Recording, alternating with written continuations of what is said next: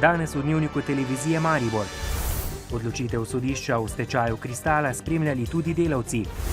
Osnovnošolci v Slivnici spoznavali omejitve slepih in slabovidnih. O 65-letnici delovanja v mariborski knjižnici opozorili na številne težave.